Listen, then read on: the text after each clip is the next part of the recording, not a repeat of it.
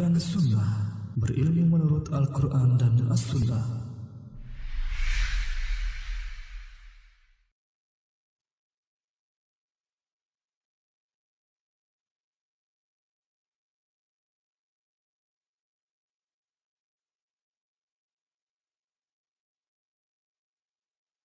Alhamdulillahi Rabbil Alamin.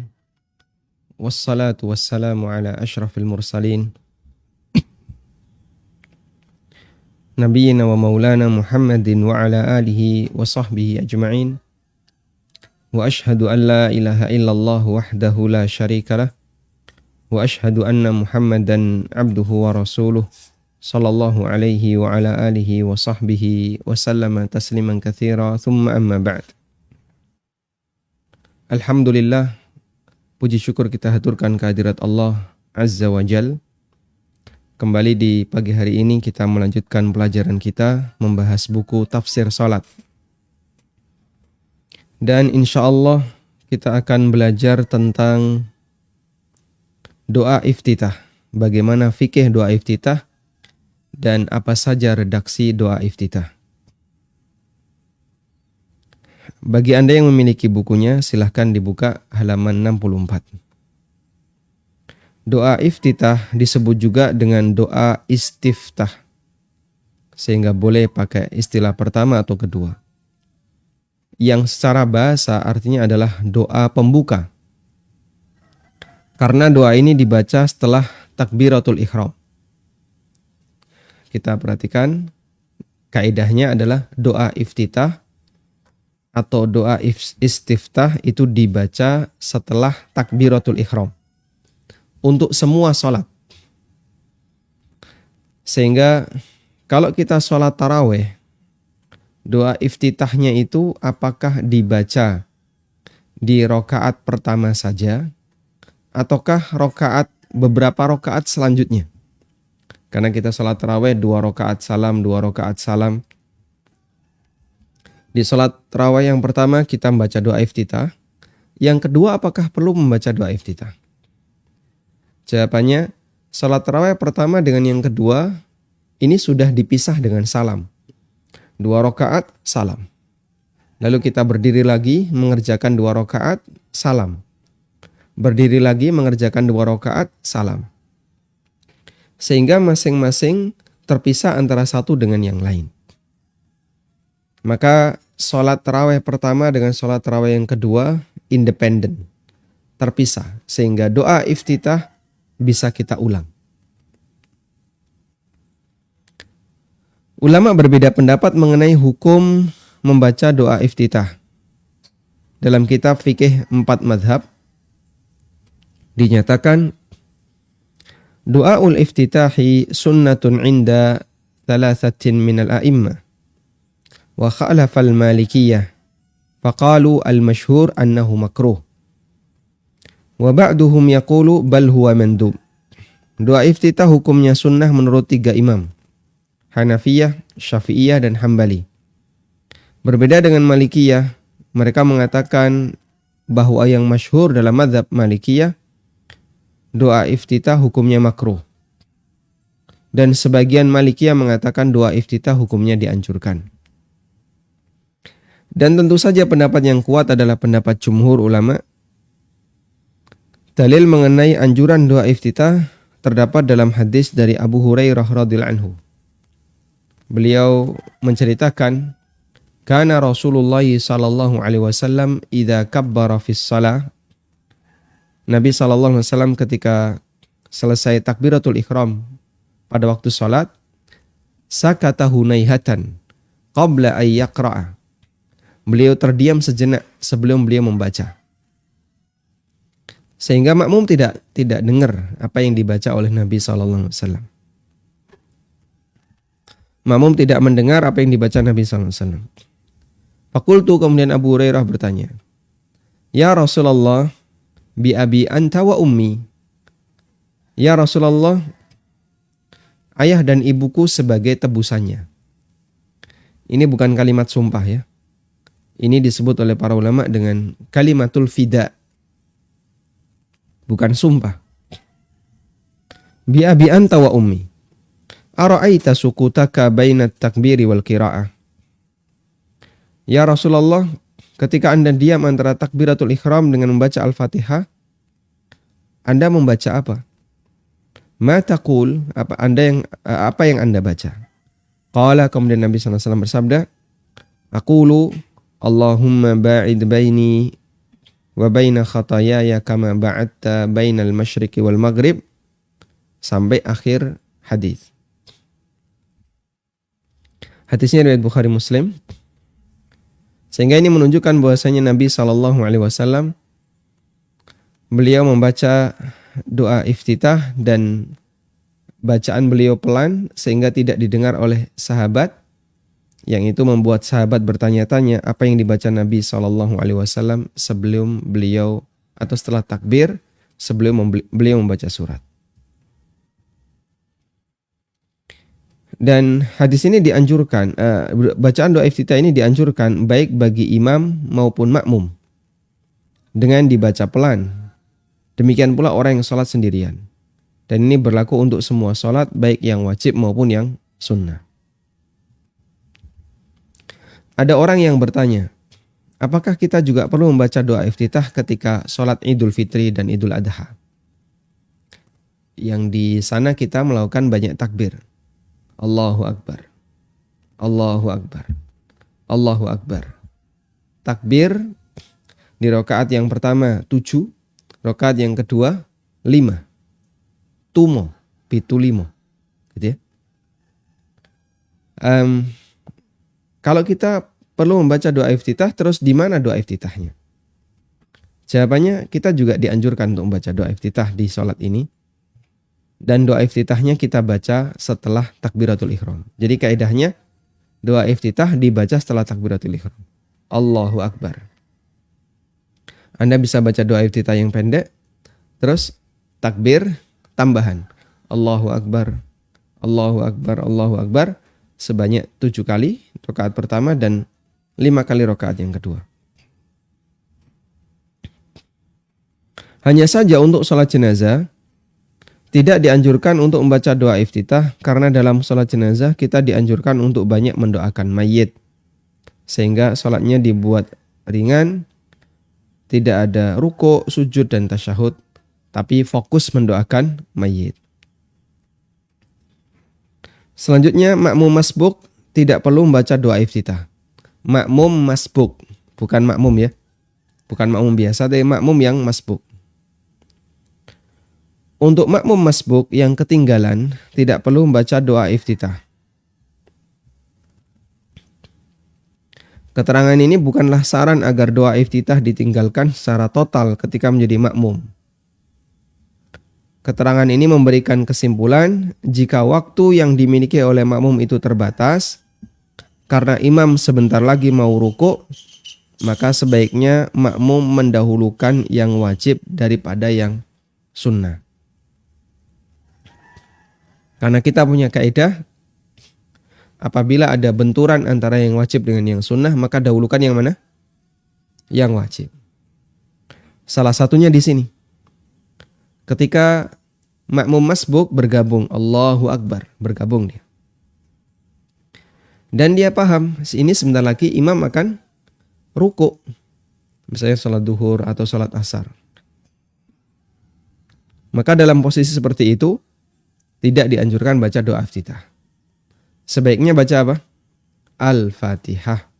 Karena Al-Fatihah rukun sholat, sedangkan doa iftitah statusnya sunnah sholat. Doa iftitah hukumnya sunnah. Sementara membaca Al-Fatihah hukumnya wajib. Karena itu selayaknya makmum yang ketinggalan, sementara imam sudah mau ruku, maka sebaiknya makmum tidak perlu membaca iftitah, namun langsung membaca Al-Fatihah. Dikisahkan bahwa Ibnul Jauzi pernah sholat di belakang gurunya, Abu Bakar Ad-Dainuri. Ibnul Jauzi ketinggalan dan imam sudah mau ruku, tetapi Ibnul Jauzi malah sibuk membaca doa iftitah. Ketika mengetahui hal ini, maka gurunya Abu Bakar Ad-Dainuri memberikan nasihat. innal fuqaha qad ikhtalafu fi wujubi qiraati al-Fatihah khalfal imam wa lam yakhtalifu fi anna al-istiftaha sunnatun fashtagil bil wajib wa da' as-sunan. Sesungguhnya ulama beda pendapat tentang wajibnya membaca Al-Fatihah khalfal imam, di belakang imam, bagi makmum. Apakah makmum itu wajib membaca Al-Fatihah atau tidak? Ulama beda pendapat. Namun mereka sepakat, walam yakhtalifu, tapi mereka tidak beda pendapat, alias mereka sepakat bahwa doa iftitah adalah sunnah. Fashtagil bil wajib wa da' as-sunan. Karena itu lakukanlah dirimu dengan yang wajib, sibukkan dirimu dengan yang wajib dan tinggalkan yang sunnah. Sehingga termasuk kekeliruan ketika bergabung, tapi justru ketika makmum masbuk bergabung, justru dia menyibukkan dengan yang sunnah, sementara dia meninggalkan yang wajib. Betul, ada sebagian ulama yang mengatakan makmum tidak wajib membaca Al-Fatihah. Tapi ada juga yang mengatakan makmum wajib membaca Al-Fatihah. Dan dalam rangka khurujan minal khilaf, keluar dari khilaf, melakukan yang lebih berat insya Allah lebih bagus. Karena kalau Anda membaca Al-Fatihah, nggak ada ulama yang mengatakan meninggalkan yang wajib, tidak. Tapi kalau Anda tidak membaca Fatihah, ada sebagian ulama yang mengatakan kamu meninggalkan yang wajib. Ini jika sholatnya adalah sholat sir. Kalau sholat jahri, sholat jahriyah, kalau sholat jahriyah maka makmum cukup mendengar apa yang dibaca oleh imam. Walhamdulillahirabbil alamin. Nah, selanjutnya kita akan melihat doa iftitah yang beragam. Ada banyak redaksi doa iftitah yang diajarkan Nabi SAW. Setiap muslim dianjurkan untuk menghafal beberapa redaksi dari doa iftitah itu agar bisa dibaca secara bergantian. Misalnya sholat subuh membaca doa iftitah A, sholat zuhur membaca doa iftitah B, nanti sholat asar doa iftitah yang lain, sehingga dia bisa amalkan secara bergantian. Dengan demikian semua sunnah Nabi SAW akan lestari dan terjaga. Dan penjelasan lebih lengkap telah kita bahas di bab sunnah yang beragam. Apa manfaat mengamalkan sunnah yang beragam? Kita ulang ya. Melestarikan sunnah Nabi SAW, mengamalkan praktek-praktek Rasulullah SAW, sehingga kita punya pengalaman. Saya pernah mengamalkan sunnah A, pernah mengamalkan sunnah B, itu pengalaman yang indah. Ya. Pengalaman yang indah bagi seorang hamba karena dia mengikuti nabinya SAW. Yang ketiga, agar tidak ada gerakan otomatis dalam sholat sehingga dia mikir dulu mau milih doa yang mana. Dan itu satu tambahan nilai kekhusyuan dalam sholat. Di kesempatan ini kami akan menyebutkan 6 redaksi doa iftitah. Berikut maknanya. Jadi sistematika yang saya gunakan dalam buku ini adalah pertama menyebutkan teks doa dalam bahasa Arab. Yang kedua ada transliterasi. Ini alat bantu bagi yang nggak bisa baca bahasa Arab. Cuman kalau Anda bisa baca Arab, sebaiknya baca yang Arabnya. Dan transliterasi kadang memang ini harus menyesuaikan ya. Kadang kok beda Pak dengan yang saya baca di buku yang lain. Nggak ada aturan baku untuk transliterasi. Memang ada di beberapa buku ya. Misalnya tok itu pakai TH. Lalu dot, ya, dot itu pakai apa? Pakai DH.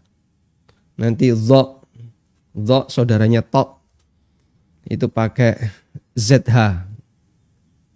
Dan saya berusaha untuk menyesuaikan itu, tapi kadang juga mungkin masih ada yang ada yang terlewatkan dan seterusnya. Makanya sebenarnya ini hanya sebatas alat bantu. Dan yang utama adalah baca Arabnya. Baik. Kemudian setelah itu saya cantumkan artinya. Lalu baru penjelasan sumber doa. Doa ini sumbernya dari mana? Sebagai pertanggungjawaban validitasnya. Yang terakhir adalah tafsirnya. Kenapa perlu kita cantumkan sumbernya untuk mengetahui validitasnya? Ada buku pesolatan, ya. Mungkin Bapak Ibu sudah sering mengetahui buku itu. Buku itu cukup murah, tipis, murah, dan Masya Allah beredar hampir di banyak tempat. Terbitan, ya, model-model terbitan Apollo Surabaya gitu ya. Cuman di situ penulis tidak menyebutkan doa ini referensinya apa. Nggak ada referensi yang cukup untuk bisa dijadikan sebagai landasan. Nah, biar kita yakin bahwasanya ini punya landasannya, valid sampai kepada Rasulullah SAW, maka saya sebutkan referensinya. Baik. Doa yang pertama. Allahumma ba'id baini wa baina khatayaya kama ba'adta bainal masyriqi wal maghrib. Allahumma naqqini minal khataya. Kalau ada alif lamnya enggak ditambahi ya di belakangnya ya. Kalau enggak ada alif lamnya khatayaya. Allahumma naqqini minal khataya kama yunaqqas thawbul abyadu minad danas. Allahumma ghsil khatayaya bil ma'i was salji wal barad. Kalau Anda menemukan redaksi yang lain, misalnya Allahumma naqqini min khatayaya, bisa Anda terima dan jangan jadi masalah. Karena memang dalam beberapa riwayat kadang ada redaksi yang berbeda-beda untuk kalimat al-khataya dengan khatayaya. Allahumma ghsilni al-khataya. Allahumma ghsil al-khataya. Jadi kadang pakai al-khataya, kadang pakai khatayaya. Sehingga kalau Anda menjumpai redaksi yang berbeda, silahkan Anda ambil. Tapi redaksi ini saya ambil dari Sahih Bukhari. Di copy dari aplikasi yang di situ berisi Sahih Bukhari. Baik. Coba kita baca artinya. Allahumma ya Allah, ba'id, jauhkanlah baini wa baina khatayaya, antara diriku dengan dosa-dosaku.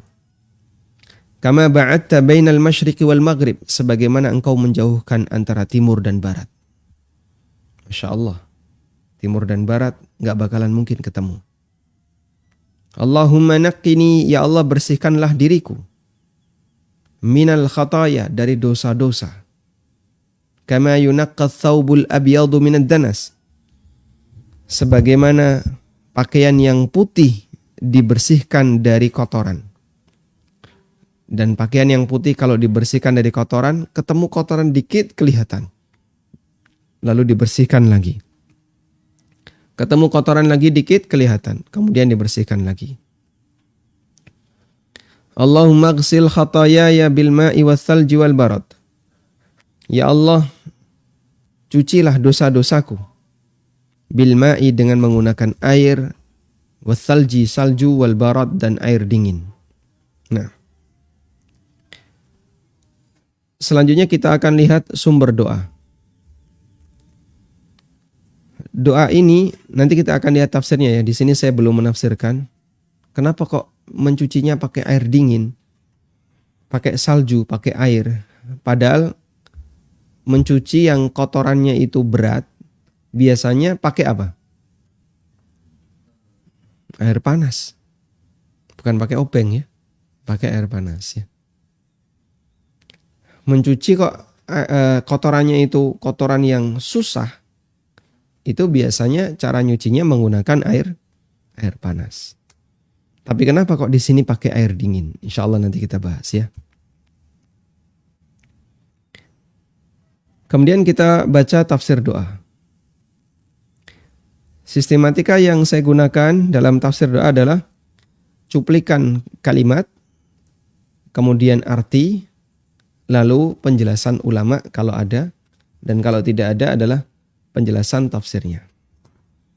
Tafsirnya insya Allah tidak panjang-panjang karena kita melakukan renungan itu kan waktunya pendek. Saat kita melakukan renungan sholat, kita waktunya pendek. Maka tafsirnya tidak panjang.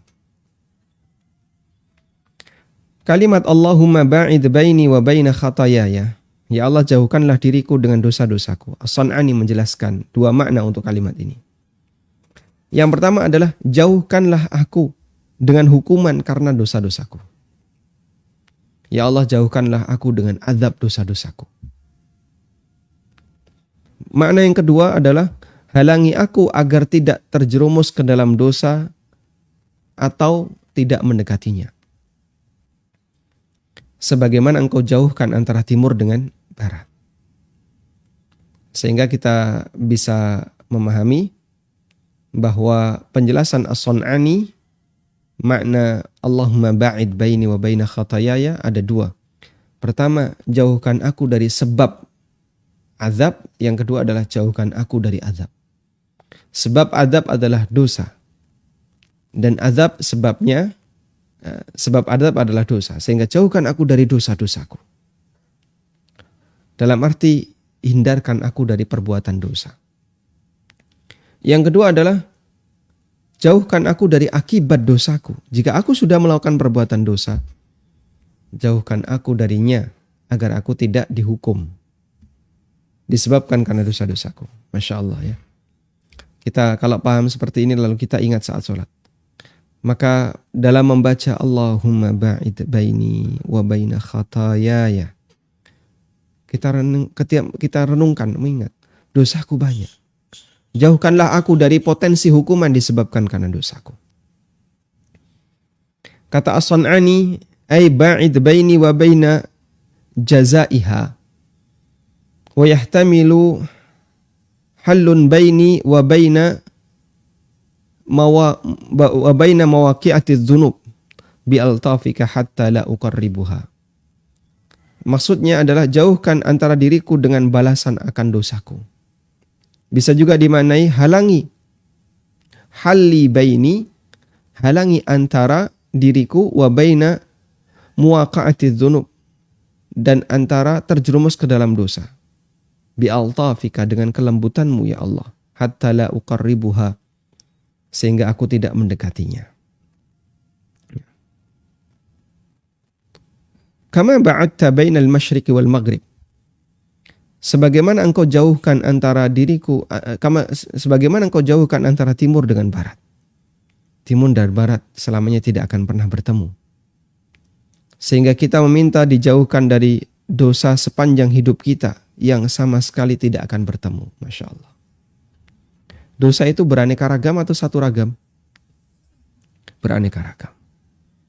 Maka kita melakukan dosa ragam satu. Lalu kita minta kepada Allah, jauhkan aku dari hukumannya. Dan jauhkan aku jangan sampai aku terjerumus lagi ke dalamnya. Mungkin kita punya pengalaman dosa ragam dua. Jauhkan aku ya Allah dari hukumannya. Dan jauhkanlah diriku agar tidak terjerumus ke dalam dosa ini lagi. Lalu kita melakukan dosa ragam 3, dosa ragam 4, beraneka ragam. Namun ketika itu sering kita baca, kita mohon kepada Allah agar dosa-dosa kita dibersihkan oleh Allah, agar kita tidak dihukum oleh Allah. As-San'ani mengatakan, kama ba'adta bainal masyriqi wal maghrib, ay la yabqa laha ittisalun bi kama la yattasilul masyriq wal maghrib. Maksudnya adalah dijauhkan sejauh-jauhnya sehingga tidak meninggalkan peluang bertemu, sebagaimana timur dan barat tidak mungkin bertemu. Allahumma nakkini minal khataya. Ya Allah, bersihkanlah aku dari dosa. Kata nakkini artinya adalah memisahkan antara yang baik dari yang buruk. Naqqa yunaqi artinya adalah memisahkan dari antara yang baik dari yang buruk. Sehingga terpisah antara kita dengan dosa kita tanpa mengurangi kebaikan kita.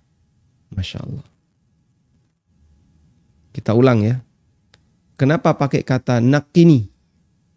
Naqqa yunaqi artinya apa tadi?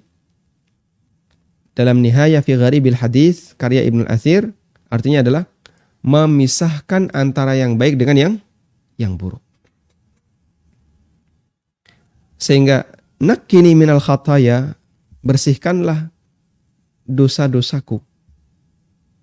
Maksudnya adalah pisahkan dosa-dosaku dari diriku tanpa mengurangi kebaikanku.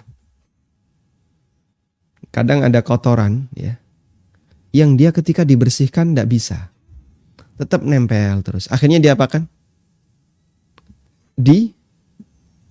Dicabut sebagian. Misalnya ya, ada tumor di badan. Ini kan kotoran. Tumor di badan ini kalau dia dipisahkan dari badan tanpa mengurangi daging, bisa nggak? Nggak bisa, Pak. Akarnya masih ada, itu nanti tumbuh lagi. Akhirnya apa yang dilakukan oleh dokter? Daging itu diambil sebagian. Ya. Sehingga tumornya hilang, akar-akarnya hilang. Sampai mengurangi daging. Nah, ketika mengurangi daging yang terjadi apa? Mengurangi sebagian dari kebaikan yang ada dalam badan manusia. Daging itu kan kebaikan. Ya. Kita kalau membersihkan ini ya, kalau menyembelih kambing, lalu ada empedu. Empedu itu nempel di mana? Di organ hati, organ liver. Kita tidak mungkin bisa membersihkan empedu itu langsung tipis. Oh, hatinya nggak ada yang berkurang, tidak mungkin. Karena nanti kalau seperti itu bocor, empedunya keluar, hatinya jadi apa? Pahit. Akhirnya kita ambil sebagian organ hati itu, kita buang. Sehingga mengurangi kebaikan sebagiannya. Kadang di benda-benda tertentu juga sama ya. Bahkan di kain, karena tidak bisa dibersihkan, digunting, Pak. Nah, maka kita mau minta kepada Allah agar proses pembersihan itu tidak mengurangi kebaikan kita. Kita punya amal. Semoga pembersihan dosa itu tidak mengurangi amal kita. Itulah makna Allahumma naqqini minal khataya. Kama yunaqqa thawbul abyadu minad danas. Sebagaimana pakaian putih yang dibersihkan. Disebut pakaian putih karena noda di pakaian putih itu sangat nampak. Sehingga lebih jelas ketika dibersihkan. Sudah dibersihkan masih ada bekas, bersihkan lagi. Dibersihkan masih ada bekas, bersihkan lagi. Itu pengaruh ketika kita membersihkan pakaian putih. Kemudian bagian akhir. Allahumma ghsil khatayaya bil ma'i was salji wal barad. Ya Allah, cucilah dosa-dosaku dengan air salju wal barad dan air dingin. Dicuci dengan air salju dan air dingin karena dosa ibarat api yang dipadamkan. Dan dipadamkan dengan menggunakan air dingin dan salju. Al-Hafidh Ibnu Hajar Al-Asqalani mengatakan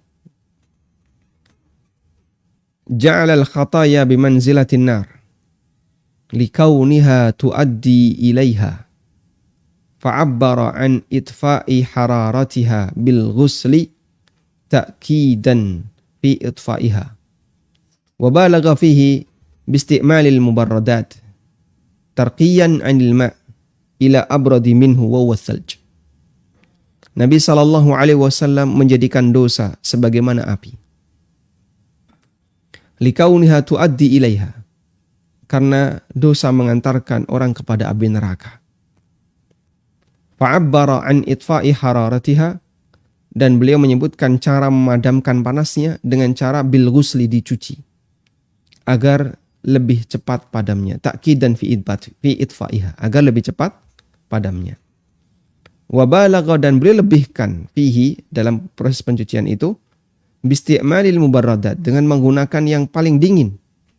Tarqiyan anil ma' ila abradi minhu, menggunakan air yang paling dingin, yaitu salju. Ya. Sehingga kenapa di sini disebutkan salju? Karena dalam hal ini dosa ibarat api yang dipadamkan dengan sesuatu yang dingin. Alhamdulillah. Jadi kita bisa memahami yang namanya mencuci itu, kalau pakai air dingin kan kotorannya malah beku, malah semakin nempel. Seharusnya kan pakai air panas biar kotoran itu luntur. Ternyata tidak demikian alasannya. Karena kotoran ini bentuknya dosa. Dan dosa itu ibarat api. Karena dia yang akan mengantarkan manusia ke dalam api jahanam. Sehingga dia dibersihkan dengan cara seperti dipadamkan. Menggunakan air dingin. Walhamdulillah. Baik jamaah, sehingga di sini dalam doa Allahumma ba'id baini wa baina khatayaya, di situ ada 3 hal yang kita minta: dijauhkan, dibersihkan, dicuci. Ya. Allahumma ba'id baini, Allahumma ghsilni, Allahumma nakkini, Allahumma ghsilni. Dijauhkan, dibersihkan, dicuci. Sehingga dalam doa ini, Anda lihat di catatan, dalam doa ini kita mohon kepada Allah penyucian dosa sebanyak 3 kali. Dengan 3 cara yang berbeda. Dijauhkan, dibersihkan, dicuci. Al-Kirmani menjelaskan, yahtamilu ayyakuna fid da'wati thalathi isyaratan ila al-azminati thalatha. Fal muba'adatu lil mustaqbal, wan tanqiyah lil hal, wal ghusl lil madi. Kata Al-Kirmani, bisa jadi 3 bentuk doa ini adalah isyarat terkait waktu penyucian dosa. Ya. Al-muba'adah, dijauhkan. Allahumma ba'id baini, dijauhkan. Berarti untuk dosa di masa mendatang. Dijauhkan dari dosa di masa mendatang. Allahumma nakkini, dibersihkan. Dibersihkan adalah untuk dosa saat ini. Dan yang ketiga adalah dicuci. Dicuci, Allahumma ghsilni, dicuci untuk dosa di masa silam. Masya Allah. Sehingga kalau kita membaca doa ini, Anda bisa bayangkan ya. Kalau Allah kabulkan, bersih sudah dosa yang melekat pada manusia. Tanpa mengurangi kebaikannya. Karena terkadang ada perbuatan dosa yang diampuni, tapi digantikan dengan mengurangi pahala kebaikan. Sehingga kita punya amal A, amal B. Dijadikan oleh Allah amal itu sebagai kafarah. Sehingga amal itu terkurang. Sebagai konsekuensi dosa kita yang dihilangkan sebagian. Nah, tadi kita membaca Al-Hafidh Ibnu Hajar. Di sini ada biografi yang saya kutipkan ya. Syihabuddin Abul Fadl Ahmad bin Ali bin Muhammad, ulama Syafi'iyah. Beliau bergelar Al-Hafidh karena keunggulannya dalam ilmu hadis. Karya beliau sangat banyak. Yang sangat terkenal Fathul Bari, Syarah Sahih Bukhari, dan Bulughul Maram yang hampir ada di banyak masjid. Dan beliau termasuk di antara ulama yang sering dijadikan sebagai rujukan, sebagai referensi penjelasannya. Sehingga Masya Allah ya, beliau jadi guru bagi umat generasi setelahnya. Dan begini, berapa jumlah umat Muhammad SAW? Tidak ada yang tahu kecuali Allah. Gak ada yang tahu kecuali Allah. Dan dari sekian miliar umat Muhammad SAW, yang menonjol namanya itu hanya beberapa saja. Yang lain hilang. Tidak tersebutkan namanya.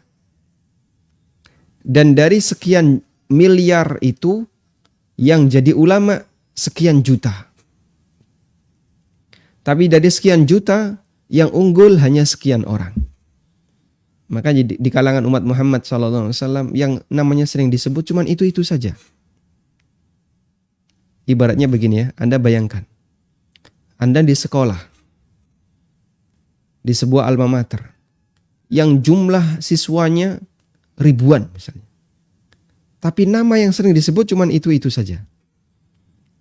Nama yang disebut kalau enggak A, B, C. Yang selalu dapat ranking yang itu. Artinya apa? Dialah orang yang paling berprestasi di tengah umat itu. Sehingga namanya yang paling sering disebut karena dia orang yang paling punya prestasi. Berarti dia orang yang unggulan. Dia orang yang unggulan. Baik. Nah, makanya orang-orang unggulan ini sejarahnya diabadikan oleh Allah Subhanahu wa taala. Sehingga mereka adalah orang-orang yang karena prestasinya namanya selalu disebut, dipertahankan sejarahnya.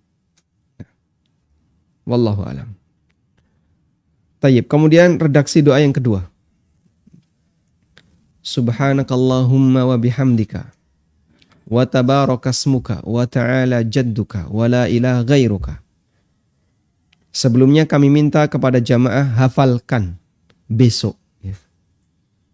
Hari ini harus dihafalkan, besok sudah hafal. Sanggup insyaAllah ya.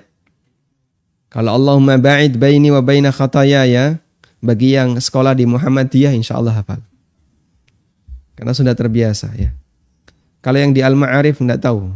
Kayaknya doa ini enggak tahu diajarkan atau tidak. Karena dalam kurikulumnya kalau Al-Ma'arif pakai Allahu Akbar kabira walhamdulillahi katsira. Nah, kalau redaksi yang kedua ini Subhanakallahumma wa bihamdika wa tabarakasmuka wa ta'ala jadduka wa la ilaha ghairuka. Mungkin bagi sebagian orang ini baru pertama kali didengar atau sudah pernah didengar tapi belum hafal. Mohon untuk dihafalkan ya. Subhanakallahumma, Maha suci Engkau ya Allah. Wa bihamdika, dengan segala pujian bagimu. Wa tabarakasmuka, dan maha berkah namamu. Wa ta'ala jadduka, dan maha tinggi jadduka, keagunganmu. Wa la ilaha ghairuka, dan tidak ada Tuhan yang berhak disembah kecuali Engkau.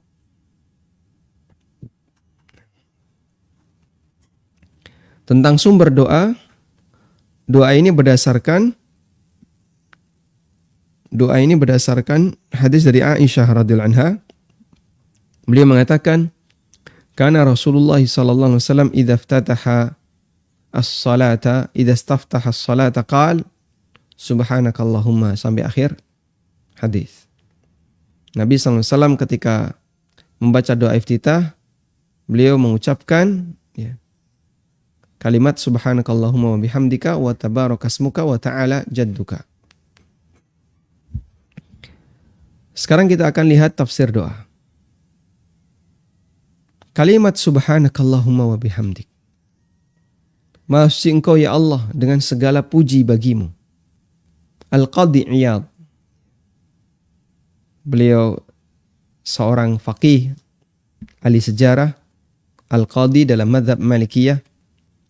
Lahir di kota Ceuta, Maroko. Beliau memiliki banyak karya, di antaranya yang terkenal adalah Syarah Sahih Muslim, yaitu Ikmalul Muallim, dan Asy-Syifa bi Ta'rif Huquqil Mustafa. Al-Qadhi Iyad menafsirkan makna subhanakallahumma wa bihamdika. Maksudnya adalah bihamdika sabbahtuka. Wa makna hadza, maknanya adalah dengan segala pujimu aku mensucikanmu. Dengan segala pujimu aku mensucikanmu. Maknanya adalah bahwa dengan karunia dan hidayahmu yang mengharuskan pujian untukmu, aku mensucikanmu. Dan itu berlaku untuk semua gabungan ini ya. Antara tasbih dengan tahmid. Subhanakallahumma wa bihamdika. asyhadu an la ilaha illa anta astaghfiruka wa atubu ilaik. Sudah selesai kafaratul majlis. Maka makna subhanakallahumma wa bihamdika di situ adalah dengan karuniamu dan hidayahmu yang mengharuskan engkau dipuji ya Allah, sabbahtuka, aku mensucikanmu. Sehingga Allah Maha Suci dari segala aib dan segala sifat buruk yang dinisbahkan oleh orang-orang musyrik kepadanya. Seperti mereka mengatakan Allah punya sekutu, Allah punya anak, dan seterusnya. Termasuk juga kalau ada orang muslim yang dia mengucapkan kalimat-kalimat yang tercela tentang Allah. Mana buktinya? Katanya kalau hijrah pasti dikasih. Ini pasti Allah gagal mewujudkan ini. Subhanallah dari apa yang mereka ucapkan. Di saat yang sama kita memuji Allah, menetapkan kebaikan. Karena begini ya. Ada satu kaidah dalam tauhid, dalam pelajaran tauhid asma wa sifat, sebatas mensucikan dari sifat buruk itu tidak menunjukkan pujian. Sehingga ada dua yang itu harus digandengkan ya. Antara mensucikan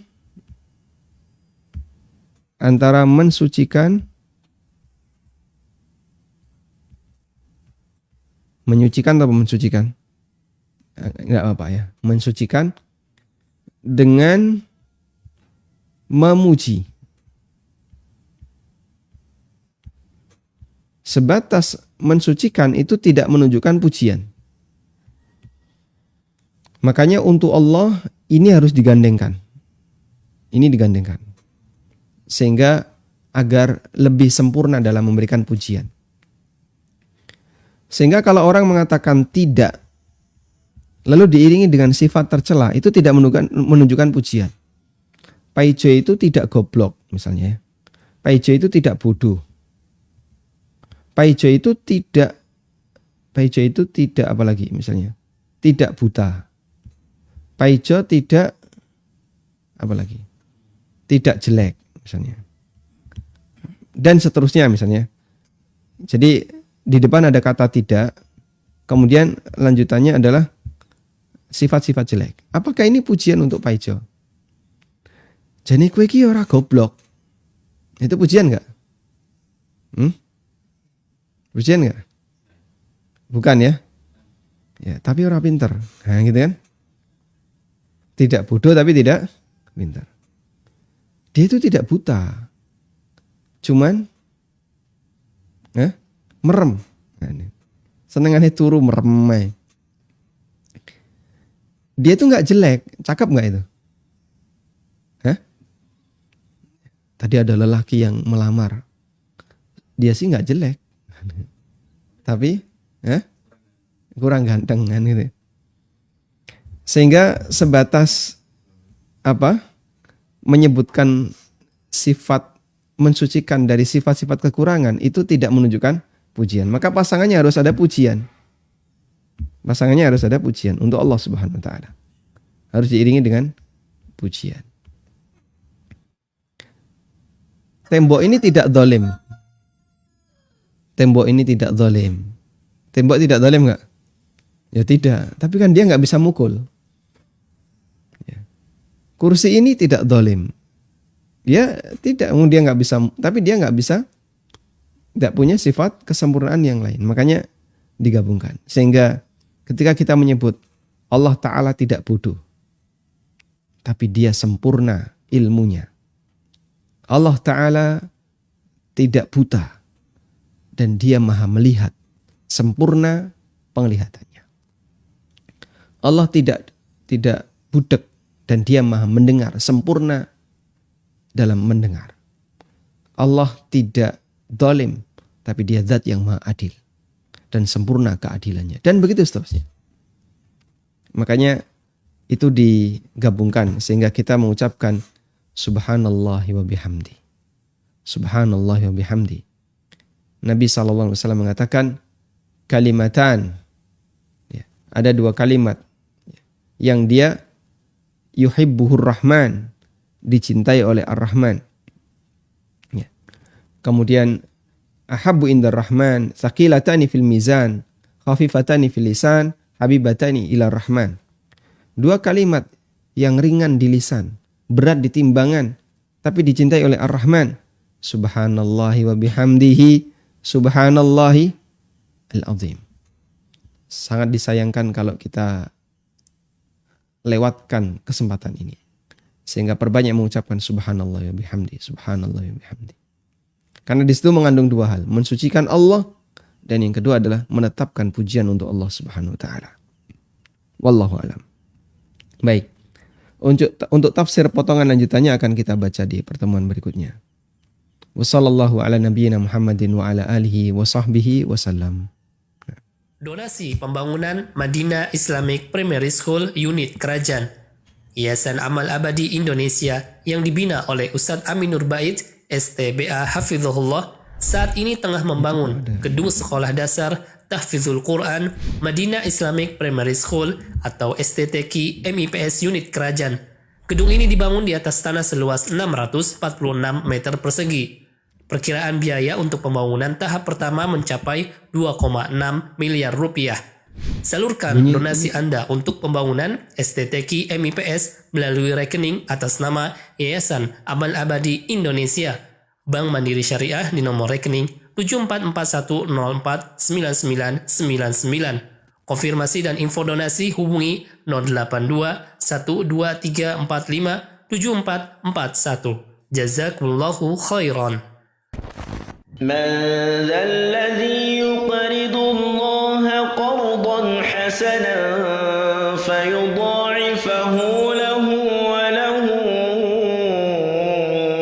أجر كريم.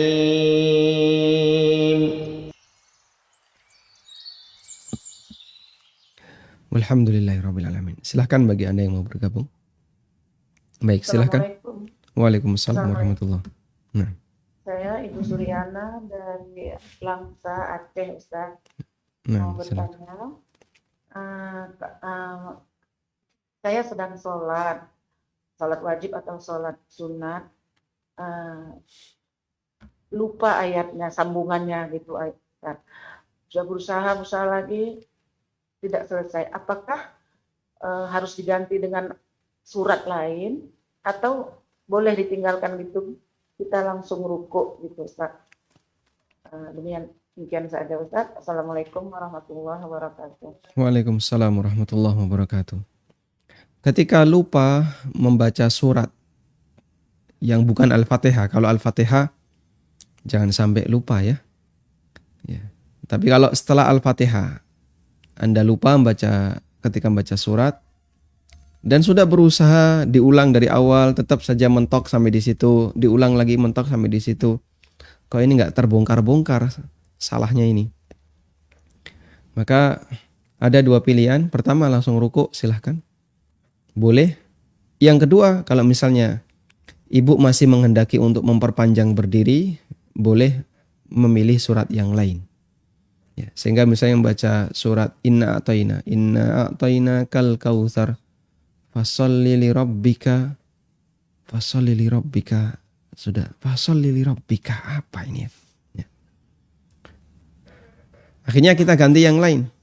Langsung Anda ganti dengan wailul lil mutaffifin alladzina idza iktalu 'alan nasi yastawfun.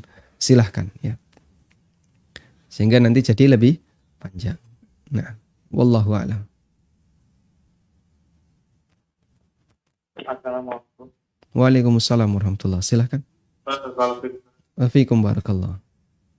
Begini Ustaz menjalankan berpikir membaca doa Ustaz termasuk khusyuk itu Ustaz. Nah. Apa itu bukan termasuk memikirkan waktu di luar sholat Ustaz? Berpikir membaca doa, memilih doa iftitah. Iya, itu apakah bukan berpikir waktu di luar sholat? Baik. Nah, terus yang kedua, doa sebelum salam itu apakah bisa dibaca ketika sujud? Dibaca ketika sujud. Iya, sujud Ustaz. Nah, Ustaz, terima kasih. barakallahu. Wa jazakumullahu khairan. Nah. Memilih doa iftitah mana yang akan dibaca, apakah itu tidak termasuk memikirkan di luar sholat? Doa iftitah yang mau kita baca itu bagian dari sholat atau bukan sholat? Kalau jawabannya yaitu bagian dari sholat. Dan karena ada banyak pilihan, sehingga kita mikir dulu mana yang mau kita pilih. Itu kan bagian dari memikirkan dalam sholat. Cuman karena gerakan itu tidak otomatis, sehingga kita mengambil mana yang kita butuhkan. Sama sebagaimana ketika imam itu membaca surat. Selesai dia membaca Al-Fatihah, dia baca surat. Kadang dia mikir, surat apa yang akan dia baca? Dan itu bagian dari sholat. Sehingga ketika dia mikir apa yang akan dia baca, itu bagian dari memikirkan konten sholat. Dan kalau sudah bicara memikirkan konten, berarti masuk pada kategori memikirkan dalam sholat. Karena apa yang dipikirkan ketika itu belum dibaca, berarti yang dipikirkan adalah milihnya. Kecuali kalau Anda sudah membaca. Misalnya membaca surat Inna atau Inna kal kautsar, tapi yang dipikir doa sujud, nah itu kejauhan. Ini tidak sinkron dengan apa yang dibaca. Tapi kalau belum baca, dia mikir, nah itu kan bagian dari memikirkan apa yang harus dia baca, dan itu masuk bagian dari memikirkan konten sholat. Sehingga ini bukan termasuk mengganggu kekhusyuan. Yang kedua, apakah doa sebelum salam bisa dibaca ketika sujud? Nabi SAW memotivasi ketika sujud itu, beliau tidak menyebutkan doa tertentu. Beliau hanya menyampaikan, wa amma sujudu fa'akthir fihi minad du'a faqaminun ayyustajabu lahu. Adapun ketika sujud, maka perbanyaklah untuk berdoa. Faqaminun ayyustajabulah. Ada peluang besar doa itu akan dikabulkan. Karena dia adalah kondisi terdekat seorang hamba kepada Rabb-nya. Dan dalam kalimat itu Nabi SAW tidak menentukan doa seperti apa batasannya. Sehingga para ulama mengatakan bebas doanya. Yang penting Anda berdoa ketika sujud dengan ya tentu saja memperhatikan koridor ketika jadi imam, tidak boleh terlalu memberatkan makmum. Kemudian sifatnya proporsional, artinya jangan cuma ditaruh sujud terakhir saja, kadang di sujud pertama, sujud kedua, sesuai dengan kebutuhan. Wallahu a'lam. Dan boleh juga dengan doa setelah atau sebelum salam Anda boleh baca ketika sujud. Nah, baik. Assalamualaikum Ustadz. Waalaikumsalam warahmatullahi. Maaf saya tadi ketinggalan. Mohon penjelasan, ada beberapa istilah tentang iftitah dan istiftah. Apa bedanya dan mana yang lebih afdol? Kemudian untuk bacaan iftitah tersebut kalau dibaca bersamaan boleh nggak Ustadz? Jazakallahu khairan. Jazakallahu khairan. Apa beda antara iftitah dengan istiftah? Jawabannya ini sinonim. Bisa disebut iftitah, bisa disebut istiftah. Ini kata sinonim. Sehingga Anda bisa menggunakan istilah iftitah atau istiftah. Dan tidak ada istilah mana yang lebih afdol. Kemudian yang kedua, apakah boleh digabungkan? Ini sudah pernah kita bahas ya. Anda bisa baca ulang di buku Tafsir Salat di halaman Sunnah Tanawwu. Di halaman Sunnah yang beraneka ragam. Di situ saya menyebutkan mengamalkan sunnah yang beragam di halaman 40. Ada khilaf di antara para ulama ya. Dan sebelumnya kan kita sebutkan rinciannya. Ada sunnah tanawwu yang dia mungkin untuk digabungkan. Ada yang tidak mungkin digabungkan. Ada yang dilakukan secara kadang-kadang. Nah, kemudian apakah boleh menggabungkan semuanya? Ada khilaf antara An-Nawawi dengan siapa satunya? Siddiq Hasan Khan. Ya. Ada khilaf antara An-Nawawi dengan Siddiq Hasan Khan. Kalau menurut Siddiq Hasan Khan tidak digabung, tapi dibaca sendiri-sendiri. Tapi kalau menurut An-Nawawi boleh digabung. Kemarin ada di mana itu? Ya, mungkin Jamaah bisa baca ulang sebelumnya ya.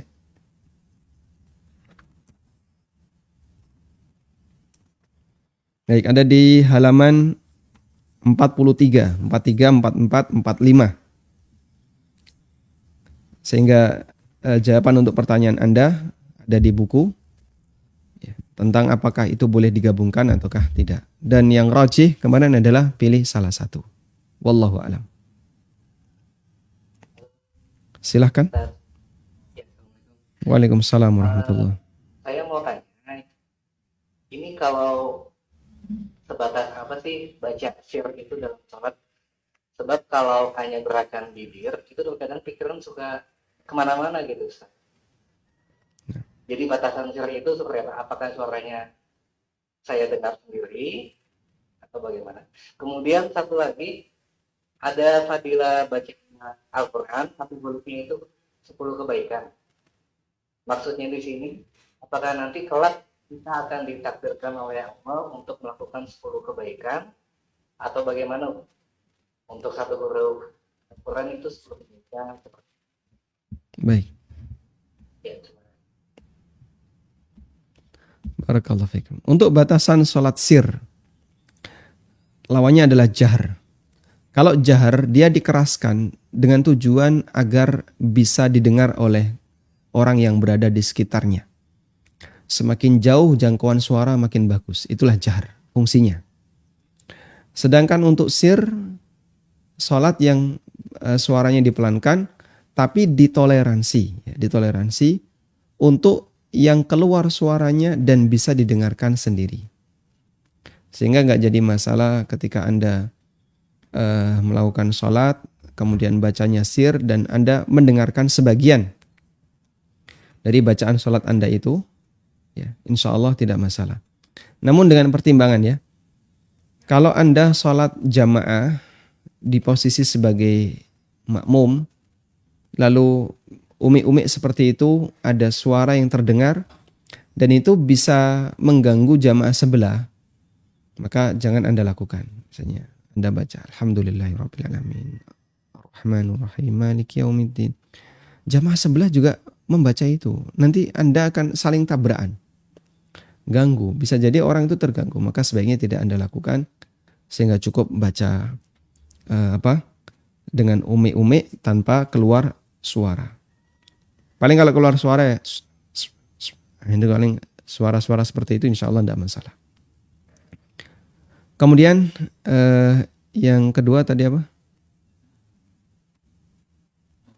Bacaan Al-Quran mendapatkan pahala satu huruf. Yang dimaksud dengan al-hasanah di situ adalah pahala.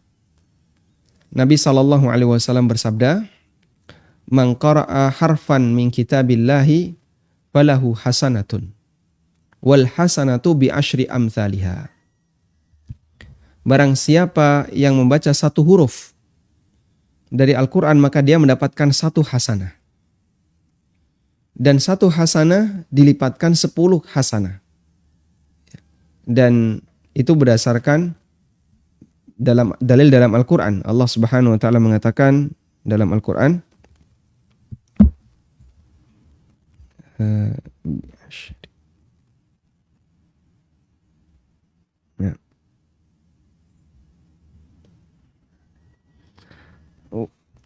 man jaa'a bil hasanati falahu asyru amthaliha bil hasanah. Ada di surat Al-An'am ayat 160. Man jaa'a bil hasanati falahu asyru amthaliha. Barang siapa yang melakukan al-hasanah, manja barang siapa yang membawa al-hasanah falahu asyru amthaliha, maka dia mendapatkan 10 kali lipatnya. Dan al-hasanah dalam ayat ini adalah pahala. Gandengannya adalah as-sayyi'ah. Wa man jaa'a bis-sayyi'ati fala yujza illa mithlaha wa hum la yuzlamun. Sementara siapa yang datang dengan membawa perbuatan dosa, maka dia tidak dibalas illa mithlaha, kecuali yang semisal. Wa hum la yuzlamun, dan dia tidak dizalimi. Atasnya wa hum la yuzlamun, dan dia tidak dizalimi. Sehingga satu al-hasanah dilipatkan 10 kali. Tapi kalau satu sayyi'ah, dia hanya dibalas sekali. Dan al-hasanah dalam hadis itu artinya adalah pahala. Wallahu a'lam.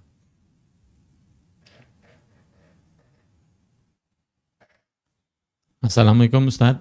Waalaikumsalam. Afwan izin bertanya. Saya ketika sujud kemudian bangkit untuk duduk di antara dua sujud, kaki saya terbuka auratnya. Apakah sholat saya batal? Kemudian saya hanya hafal 5 doa iftitah. Apakah saya sudah menjalankan sunnah Rasul? Jazakallahu khairan Ustaz. Jazakallahu khairan. Auratnya terbuka, gimana? Mungkin wanita mungkin. Penanya wanita ya. Oh, nah. Mungkin kaki terbuka ya. Atau kalau dia laki-laki, lututnya kadang kebuka. Kalau lutut itu tidak masuk aurat, yang masuk aurat paha. Meskipun ada khilaf apakah paha itu aurat atau tidak. Tapi kalau lutut tidak, jadi batasannya adalah lutut ke bawah itu bukan aurat bagi laki-laki. Sehingga misalnya ada laki-laki yang sholat pakai kolor ya. Nah, ketika turun kalau berdiri kolornya mungkin di bawah lutut. Nah, saat duduk di antara dua sujud atau saat duduk tasyahud kan naik itu ya, ketarik. Nah, ketika ketarik kelihatan pahanya. Terus gimana ini? Harus dia berusaha untuk menutupinya. Kalau enggak bisa dan dia memang enggak punya pakaian yang lain, masjid juga enggak menyediakan, ya sudah. Dia enggak ada kewajiban. Tapi kalau bisa wajib dia tutupi. Wallahu alam. Sehingga bagi ibu yang kelihatan kakinya nanti silahkan ditutupi sebisanya ya. Nah. Assalamualaikum. Waalaikumsalam warahmatullahi. Bisa langsung tanya? Silahkan Bapak. Saya baca di hadis Abu Dawud. Nah. Di saya nomor 1097. Begini. An-Nu'aim bin Hammar qala sami'tu Rasulullah sallallahu alaihi wasallam yaqulullahu azza wa jalla ya ibna Adam la tu'jizni min arba'in raka'atin fi awwali naharika akfika akhirahu. Nah, ini oleh buku yang saya baca, Sahih Fadlul A'malnya Syekh Ali Muhammad Al-Maghribi ini dinyatakan sahih. Dan saya lihat di aplikasi hadis juga iya disahihkan oleh Albani. Pertanyaan ana, terikat 4 rakaat, bagaimana kalau kurang atau lebih mengerjakan sholat duha itu? Apakah masih dapat fadilah akfika akhirahu itu? Nah, itu saja. Masya Allah, barakallahu. Assalamualaikum. Jazakumullah khair, Ustaz. Wa Assalamualaikum jazakumullah. warahmatullahi wabarakatuh. Waalaikumsalam warahmatullahi wabarakatuh. Nabi SAW bersabda, Allah berfirman, Ya ibna Adam, qala Allah azza wa jalla, Ya ibna Adam, la ta'jiz an arba'i raka'atin min awwalin nahari akfika akhirahu. Ini disebutkan dalam riwayat Ahmad, Abu Dawud dari Nu'aim bin Hammar Al-Ghatfani radhiyallahu anhu. Ada diriwayatkan dari Tirmidzi dari Abu Darda dengan redaksi yang mirip. Ya ibna Adam irka' li arba'a raka'atin. min awwalin nahar akfika akhirahu. Wahai Ibnu Adam, lakukanlah ruku' sebanyak 4 ruku'. 4 ruku' berarti apa? 4 rakaat. Min awwalin nahar, di awal siang. Akfika akhirahu, nanti akan aku penuhi bagian akhir dari siang. Hassanahu Adz-Dzahabi, dinilai hasan oleh Adz-Dzahabi. Lalu apa makna dari hadis ini? Ulama khilaf. Pendapat yang pertama, bahwa yang dimaksud 4 rakaat di sini adalah salat duha. 4 rakaat salat duha. Ini pendapat yang pertama, dan ini adalah pendapat Abu Dawud, At-Tirmidzi, Al-Iraqi, dan Ibnu Rajab Al-Hambali. Pendapat yang kedua, bahwa yang dimaksud 4 rakaat di situ adalah qabliyah subuh dan salat subuh. Dan ini pendapat Syekhul Islam Ibnu Taimiyah dan murid beliau Ibnu Qayyim. Kata Asy-Syaukani, yuhtamalu ayyurada biha fardus subhi wa raq'atal fajri li'anna hiya allati fi awwalin nahari hakikatan. Kata Asy-Syaukani, bisa jadi makna hadis ini adalah qabliyah subuh dan salat subuh. Karena salat itu dikerjakan di awal siang, yaitu sejak terbit apa? Fajar. Puasa kita mulai kita berpuasa di siang hari. Dimulai dari sejak terbit fajar. Sehingga kata beliau, inilah yang 4 rakaat yang dilakukan betul-betul di awal siang.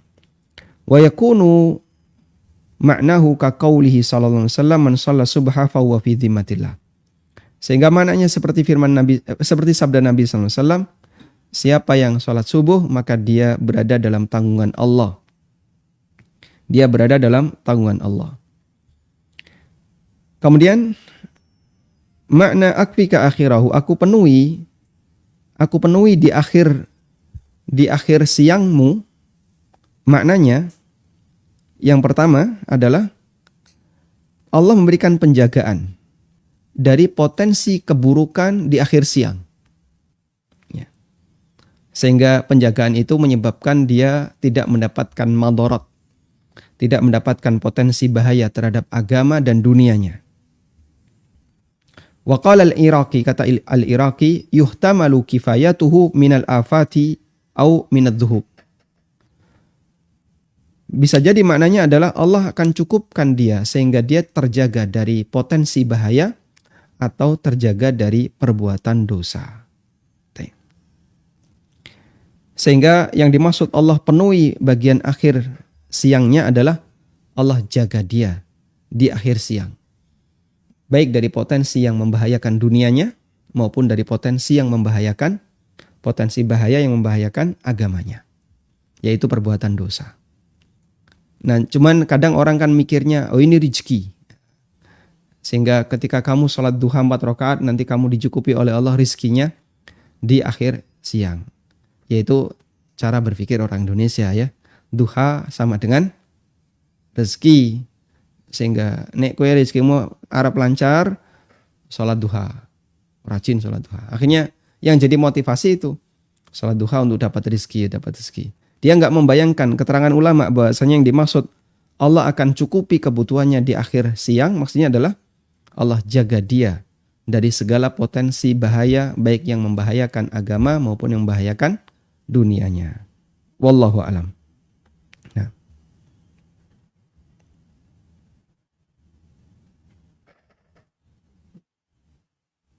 Baik, silakan.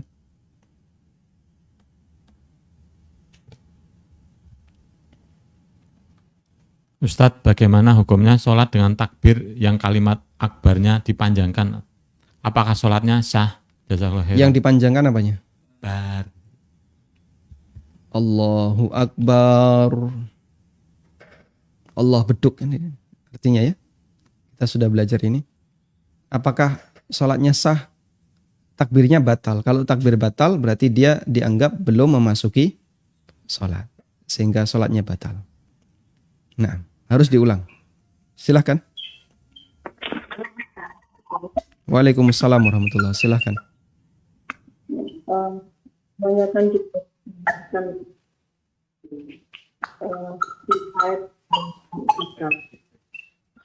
Mohon maaf feedback ya. Anda bisa mute Ya, televisinya ya, sebentar. atau cari posisi yang sinyalnya bagus. Sudah. Assalamualaikum. Waalaikumsalam warahmatullahi. Ya, begini Ustaz. Terkadang ini kan teman haji untuk porsi sudah, tapi kami tidak pernah. Nah, ini gerakan kan 30 atau tahun 40 karena Bisa diulangi Bu, suara Ibu nggak jelas. Putus-putus. ya, Cari posisi yang kira-kira sinyalnya bagus. saya sudah.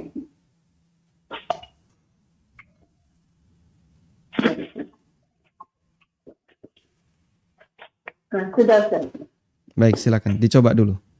Ya, begini.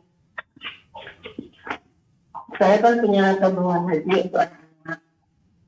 Ini kalau 32 anak itu sudah melebihi tahun. Artinya, karena anak-anak kan berhajinya tahun 37 atau 40 ya kalau dipindah karena pandemi. Nah ini sewaktu saya membayar zakat, apakah tabungan haji ini bisa digunakan zakat Ustaz? Baik. Baik, cukup Ibu. Ya, terus yang keduanya, kami juga belum berhaji. Nah ini juga masih menabung. Nah ini kita pakai itu prediksi Ustaz. Baik, saya mau bertanya dulu, apakah tabungan haji ini sudah diserahkan ke rekening Depak untuk ONH?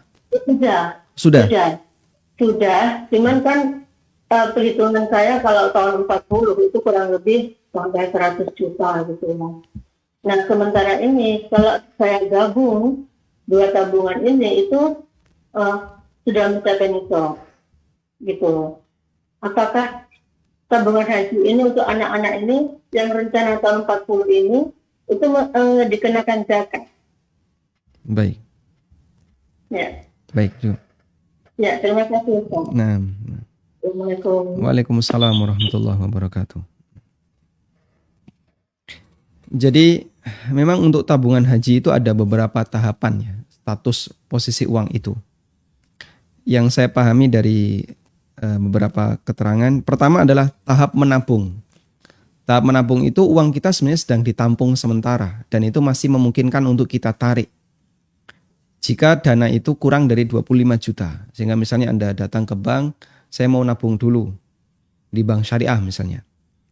Dan kurang dari 25 juta, nah biasanya untuk dana seperti ini belum bisa didaftarkan untuk bisa dapat ONH. Dana ini hanya sebatas tabungan biasa, kita bisa tarik kapanpun. Misalnya anak pertama 30 juta, anak pertama 20 juta, anak kedua 20 juta, jadi 40 juta. Ibu 20 juta pula, 60 juta. Nah ini nanti semuanya dihitung zakatnya, digabungkan dengan tabungan yang lain. Meskipun ini calon, nanti akan kita gunakan untuk mendaftar haji. Yang kedua adalah tahapan pendaftaran. Jika sudah genap 25 juta, dan ini dibayarkan ke Kemenak, bukan lagi akadnya dengan bank, tapi dibayarkan ke Kemenak. Tapi tahun keberangkatannya belum diketahui. Dan jika calon haji tidak jadi berangkat karena meninggal, maka uang dikembalikan. Dan di tahapan ini uang akan dioptimalisasi oleh Kemenak. Lalu yang ketiga adalah tahapan pelunasan BPIH, yaitu biaya penyelenggaraan ibadah haji. Kalau Anda sudah positif berangkat, tahun ini berangkat, maka kekurangannya berapa ditambahi. Tayyib. Dan wallahu ta'ala alam, kita berbicara untuk tahapan yang kedua, yaitu tahapan pendaftaran haji. Setelah 25 juta, lalu dana itu dimasukkan ke Kemenak, Anda dapat porsi haji. Ini apakah perlu dizakati? Wallahu alam, kalau kita perhatikan di tahapan ini, dana itu sudah tidak bisa lagi kita tarik. Meskipun bisa dibatalkan. Kalau dibatalkan berarti kita membatalkan akad dengan Kemenak. Dan kalau membatalkan akad, ya ada prosedurnya, tidak semudah kita narik tabungan. Sehingga harus nanti tahapannya ini ada prosedurnya. Sama sebagaimana kita sudah melakukan akad terus dibatalkan. Artinya pembatalan itu bukti bahwasanya tabungan 25 juta itu bukan lagi milik calon haji. Karena dia sudah disetorkan dan sudah pindah hak milik menjadi milik negara. Karena itu wallahu ta'ala alam, meskipun dalam waktu yang cukup lama kita sudah daftar dan mengantri dalam waktu yang cukup lama, maka yang kami pahami itu tidak wajib untuk dizakati. Wallahu a'lam. Baik, demikian yang bisa kita bahas. Semoga bermanfaat. Wassallallahu ala nabiyyina Muhammadin wa ala alihi wa sahbihi wa sallam. Wa akhiru da'wana alhamdulillahi rabbil alamin. Subhanakallahumma wa bihamdika asyhadu an la ilaha illa anta astaghfiruka wa atubu ilaik. Wassalamualaikum warahmatullahi wabarakatuh.